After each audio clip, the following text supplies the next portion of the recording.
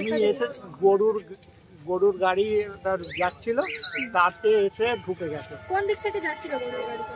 মুন্ডলিকার দিকে যাচ্ছিল। জগৎবল্লভপুরের দিক থেকে মুন্ডলিকার দিকে। আর বাইকটা কোন দিক দিয়ে ছিল?